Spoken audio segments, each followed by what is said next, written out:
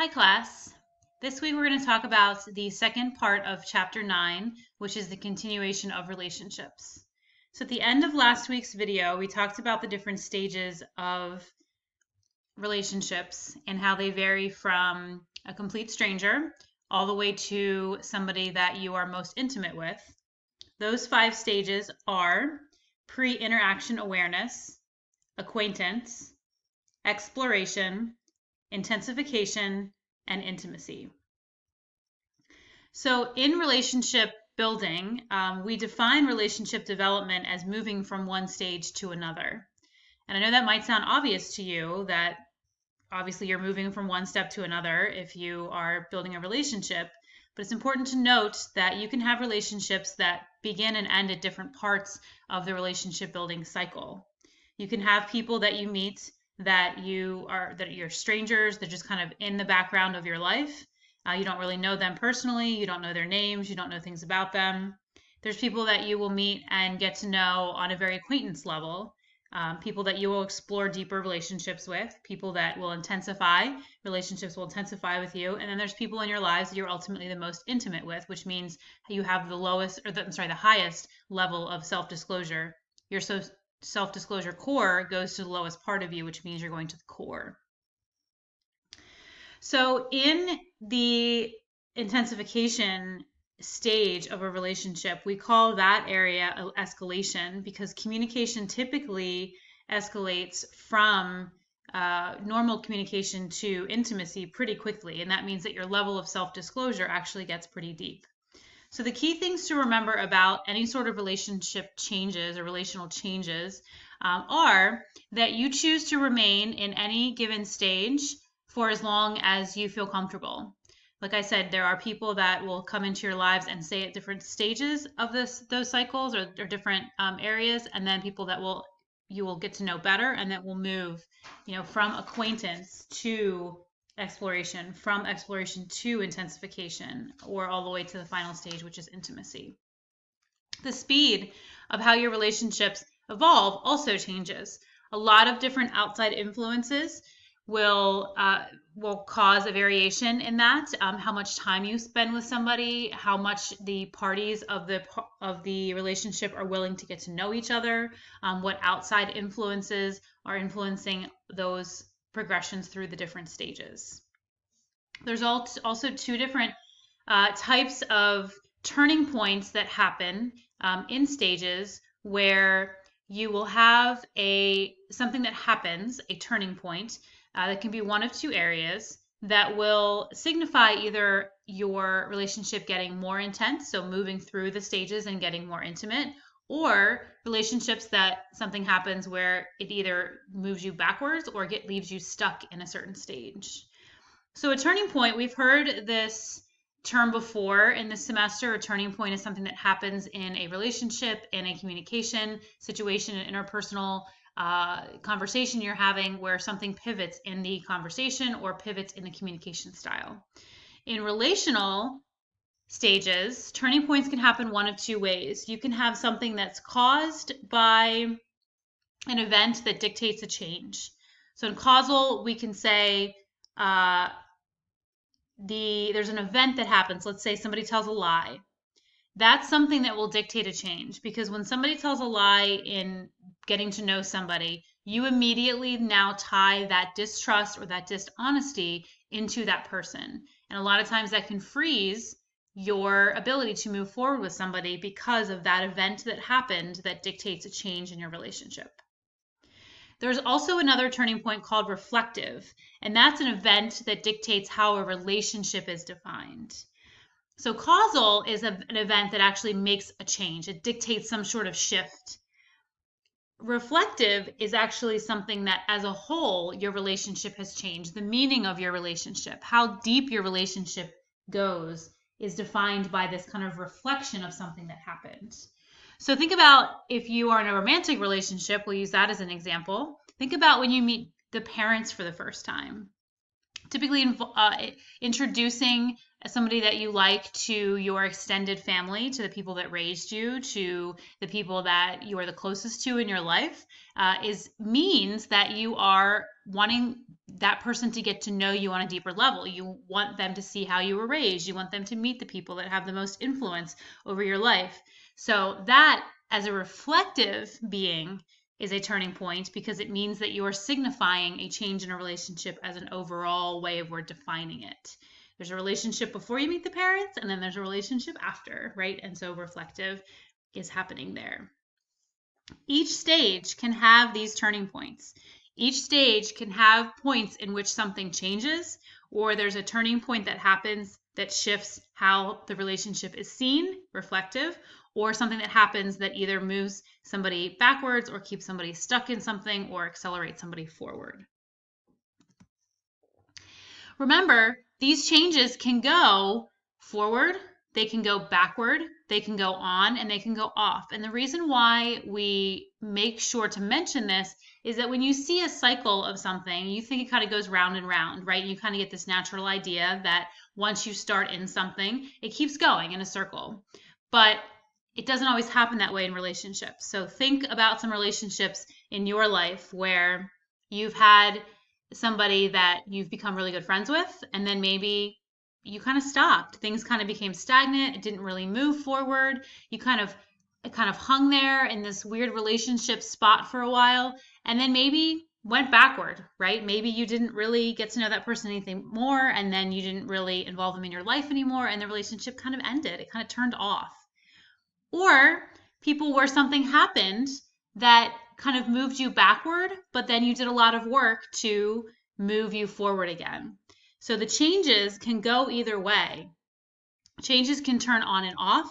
You will see an example in the social exchange theory video where somebody decides to turn a relationship off in a moment during an argument, decides to turn a relationship off. So keep in mind that these things can happen and they're fluid. They're moving back and forth, they're turning on and they're turning off. Not all relationships, but they can move that way. The development stages of a relationship depend on both parties. And the reason why that is important is because obviously to move forward in a relationship, both parties have to be in agreement. If you meet somebody that is at the acquaintance level and you decide you want to get to know them more and you want to move to the exploration stage, you both have to move there, right? Because it's going to be really awkward if you have somebody that you want to move forward with the acquaintance stage to the exploration stage and that other person does not, right? Or you move from the exploration to intensification, intimacy, and the other person does not. There has to be an agreement, right? The whole idea between interpersonal relationships are shared meaning, right? Two people in a relationship with shared meaning, very dependent on the relational stages in the fact that they are dependent on both people being in agreement with that. So let's talk about a couple theories that I think are going to be very important to talk about relationships and how we interact with people. The first one is the social exchange theory. And that theory says that people make relationship decisions based on assessing and comparing the cost versus the reward. So they go through relationships and different stages of relationships, and they decide, is the time and energy I'm putting into this relationship worth the reward or the benefit of having this relationship in my life? Keep in mind that filtering, we've heard that term before, we've used that term before in our class lectures. Filtering is done a lot in social exchange theory because at each stage we're trying to filter out the things that we don't think are important and hyper concentrate on the things that we do think are important. At each stage, we do this where we reduce down to the things that we think are most important to move us through then to the next stage. So that filtering out of things that you don't want. For example, things like opinions of other people that influence that relationship.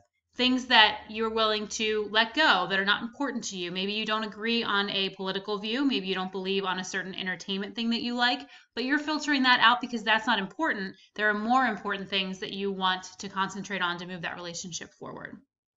Cost versus reward. Let's talk about the different types of cost versus reward. The first one is immediate rewards and costs. These are things that are happening in present day moment.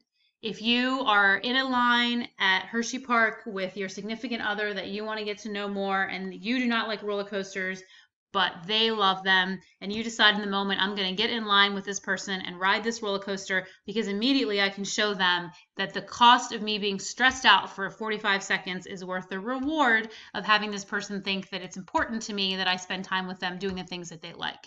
That is an example of an immediate reward and cost. That's actually a personal example from when I was dating my husband when we were in high school. The next one is forecasted reward and cost. And this is the idea that it's kind of a long distance thing. It's forecasting the end of something. Is it in the end, is this going to be worth it to me? It's kind of like in it for the long haul, right? Rewarding at the very end. You are trying to decide what the end result will be. And by that forecasted reward, you're also understanding the forecasted costs of getting to the rewards. It's kind of like planning ahead, planning in the future, trying to decide if it is worth it. A lot of guesswork goes into forecasting rewards and costs. This is a challenge because it's not always correct, right? We don't really know the outcome until it happens, but you can use a lot of things that you know to be true to yourself to help predict the outcome, to help give yourself the most information to forecast it. The next one is called cumulative reward and cost, and that is seen kind of like an investment. You are thinking over time, I can invest things into this relationship, which at sometimes could be a cost to you, for the ultimate reward of being in this relationship. In immediate cost versus reward, you're just doing something in the moment that is a cost to you for the reward of the relationship. Cumulative is doing things over time. It's the in it for the long investment of what this is eventually going to provide for me, which is the reward of a relationship. So cumulative rewards and costs. And keep in mind, these are not intimate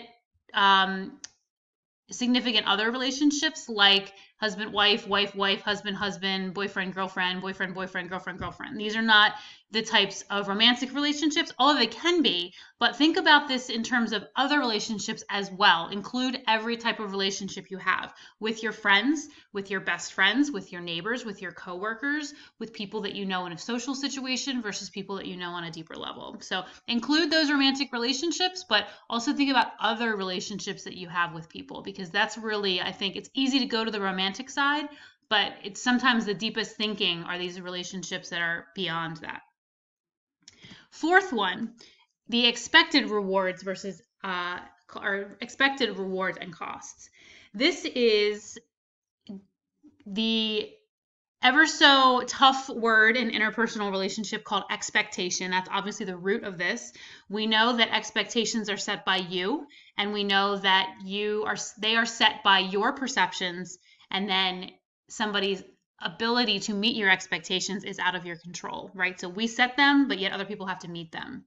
In expected reward versus cost, this is the idea of the ideal friend, the ideal significant other, the ideal lover, the ideal mother-in-law, the ideal father-in-law, the ideal grandparent, the ideal neighbor, the ideal coworker, whatever it may be, whatever relationships you have, you paint this picture of what the expected relationship will be like, and then you expect things like things you have to put into the relationship to maintain them and what the expected cost and outcome will be. The problem with this one, we all do it, but the problem with this one is that we set the expectation and other people have to meet it. That's a dangerous ground to walk on, because the moment somebody fails to meet your expectation, you kind of feel like this relationship isn't working out because of the expectations you set. And the answer might be that the relationship is actually not working out, right? Because you might set, you think are very fair expectations, and if somebody doesn't meet them, to you, it is not worth the reward of the relationship if the cost is constant lack of meeting the expectations that you have in the relationship. So the answer sometimes might be, yeah, this isn't worth it. For all four of these, the answer sometimes could be, this isn't worth it. And a really good video that you will see the link to is called the social exchange theory example. It's actually an example of a fight from a movie. I believe the movie is called The Breakup, but it's got Vince Vaughn and Jennifer Aniston in it. And it shows an argument that is the exact personification of this theory, showing you what social exchange theory looks like in immediate cost versus reward, and forecasted, and expected. You will see all three of those in that example. So go watch that example, and then we will come back to video number 2 and finish out part 2 of relationships.